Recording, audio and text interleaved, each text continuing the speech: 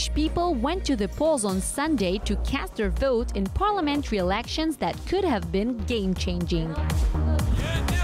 Up until the first vote count, the AK party, headed by current President Erdogan, was hoping to secure a single-party majority, which would have allowed it to fulfill its ultimate goal: amend the Turkish constitution without depending on other parties or on any referendum. And what for? In order to replace the parliamentary system with a presidential one, which would give more executive power to Erdogan. But that fantasy drifted away largely because the pro-Kurdish People's Democratic Party managed to pass the 10% threshold and made it into parliament. The results were much welcomed by groups often stigmatized by the ruling party, such as the LGBT community, women, and the country's Kurdish minority. The AKP still won a majority of 41% of the votes, but it will have to work with other elected groups to form a coalition. Our focus this week is on Turkey.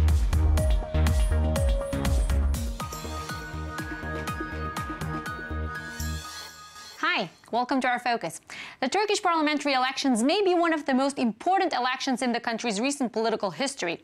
It was accompanied by two extensive debates. First is the involvement and demands of the President Recep Tayyip Erdogan. Second is the Kurds' cause and their political status. Now, let's analyze these results with Laura Wells, a journalist based in Istanbul. Hi, Laura, thank you for being with us. Thank you. So what do these election results actually mean for Erdogan and his new constitution aspirations? Certainly, this is a big setback for President Erdogan, both to change the constitution as well as to change the political system to a presidential one. That doesn't mean that he's out. Certainly, he has many times come back from the brink when many people had counted him out, for instance, during the Gezi Park protests as well as the 2013 corruption probe. But he is a highly accomplished and highly charismatic and popular politician within Turkey. So, Laura, basically half the country does not support Erdogan and the AKP. Can a new coalition, in your opinion, actually heal these deep wounds caused by this Turkish political division? Certainly, Turkey is more polarized than it has been in many years. We don't know what sort of coalition might be formed. It could end up in bridging some of the gaps between the different political groups, or it could end in a lot of stalemate and bickering and ultimately failure. Right now, any coalition partners are not clear, although I think there are some parties which wouldn't partner with each other under any circumstances. So certainly there is potentially, some sort of opportunity here, but, only time will tell. So what is now expected to happen? Most likely, some sort of government has to be formed as soon as possible, whether that be a minority government with ruling AK party at the helm and taking on some sort of unofficial coalition partner for the vote of confidence, which would be necessary for a minority government to rule, or perhaps there could be a coalition to form a majority government. But, there's also the possibility of a re-election, or basically early elections. We're just not sure what will happen at this time. Right now, all the parties are talking. Most of them are saying we'll not join a coalition, but the ruling party, AK party, as of today, has said they are interested in forming a coalition and would rather not have to put up re-elections. And Laura, the HDP party, which also represents the Kurds in the country, passed the required threshold to enter parliament. How is this now expected to influence the Kurd status in Turkey? Well, this is a resounding success for HDP. I don't think anyone thought that they would reach 13%. Per the polls and per many people I spoke to, they were just thinking that perhaps it would just graze that 10% threshold, which is one of the highest in the world. Right now, what HDP is trying to do is what Selahattin Demirtas, the co-founder and co-leader of HDP, said. He wants to bridge the gap between the Kurds and non-Kurds in Turkey, what he called borrowed votes, because there were so many people in Turkey who are not Kurdish and who don't even necessarily support HDP's very leftist, somewhat socialist policies, but they did vote for HDP because they did want it to to be able to meet that 10% threshold. If they hadn't met that 10% threshold, most of their votes would have gone to the ruling party. So that is what they need to do right now. If they were to go in the direction of very, very sort of separatist Kurdish talk, I think that would alienate anyone aside from their core base, and I could think they could find themselves not having, 10% support within the nation. Laura from Istanbul, thank you so much for this. Thank you.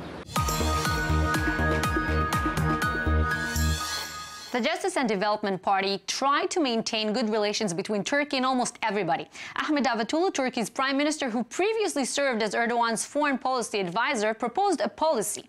He called it zero problems with the neighbors.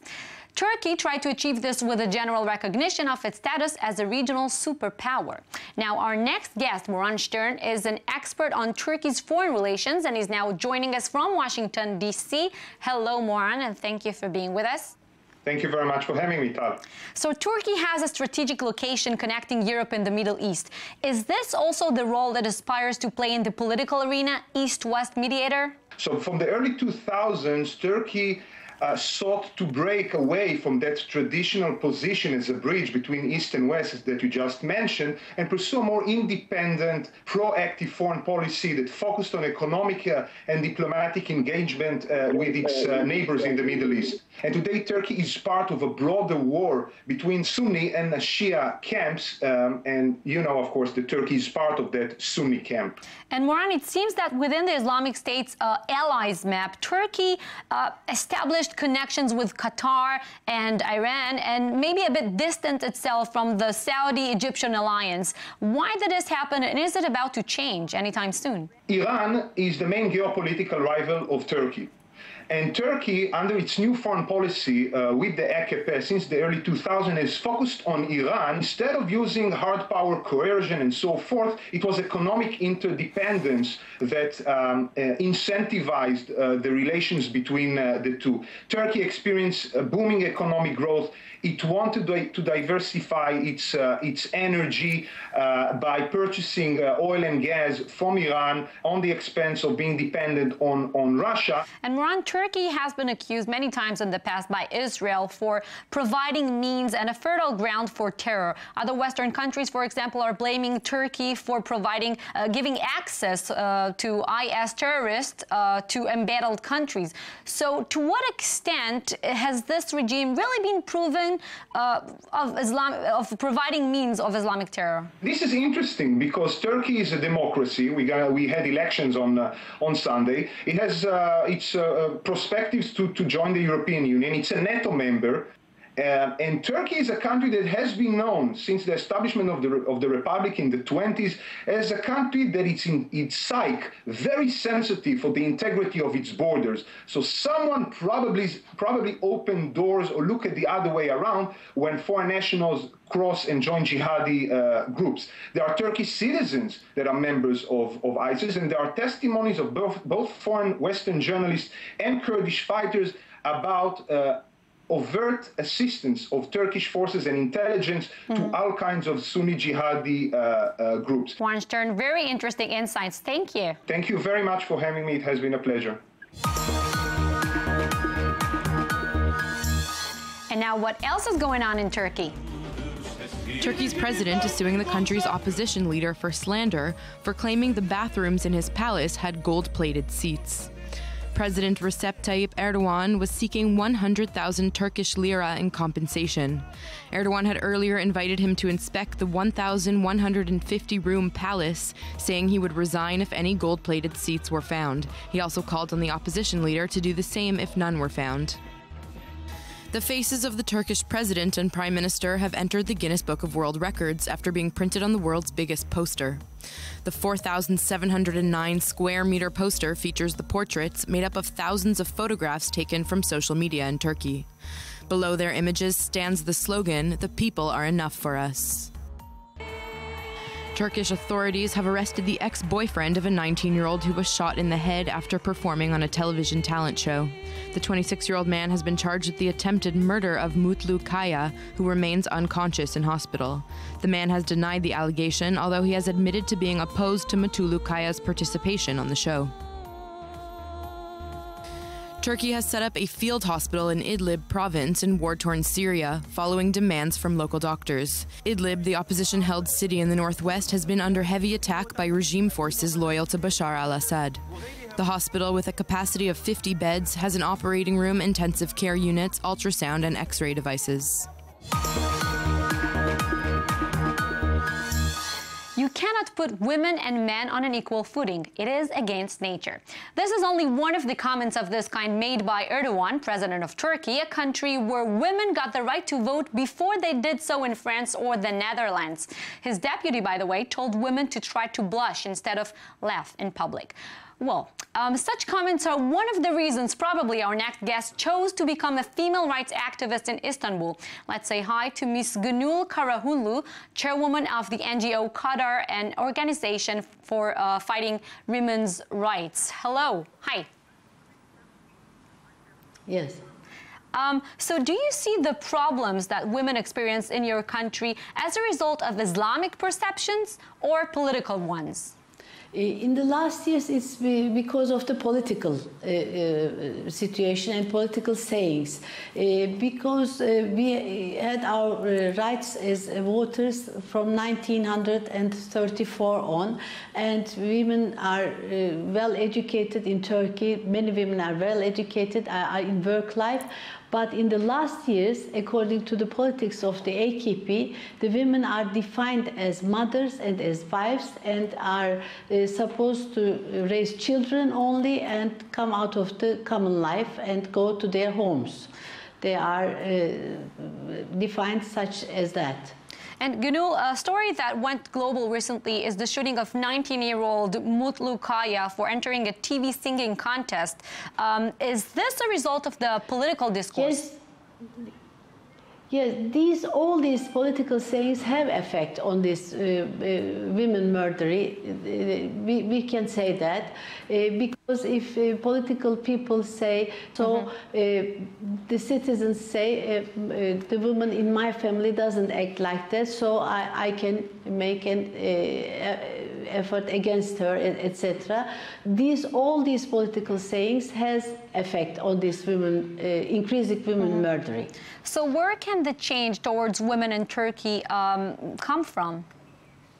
Turkish women are very active, and there is a strong women movement in Turkey. So if we work together more strongly, we can go over all these sayings and we can regain our old rights, etc. We can say that. Thank you so much for this interview. The Turkish Basketball League is one of the most attractive ones in Europe. During the NBA lockout in 2011, it attracted big international names such as Jordan Farmer, Deron Williams, Tavus Sefolosha, and Allen Iverson. In Istanbul itself, there are 6 basketball teams playing in the first division. 4 of them also play in the EuroLeague, which is, by the way, mainly sponsored by Turkish Airlines. Now let's talk a bit more basketball with the captain of one of the biggest clubs, Beşiktaş, the point guard, Muratcan Güler. Hey, so how did basketball become such a big sport in Turkey over the past years? Actually, we've been trying to develop our youth productions like cadet teams or youth teams, and now we have a great generation, and also we have lots of sponsorships that try to be face them in the basketball courts, and actually that's pretty much it. And we all know that Fenerbahçe Ülker made the Final Four, and it's a bit accomplishment because we haven't been in that arena like 15 years, and we'd like to be in the better situation as a nation in basketball courts. And with so many basketball teams playing only in Istanbul itself, tell us what makes your club Beşiktaş and its fans so special. It started with a small neighborhood, Beşiktaş, and it develops pretty much bigger, get bigger in each year. And now, like as we all know, that 3 years ago we played in the EuroLeague and we were the champions 4 years ago. And Muratcan, your brother Sinan Güler plays for Galatasaray. How big is the rivalry in the family? Actually, it's a big rivalry because we started to play against each other in our bedroom.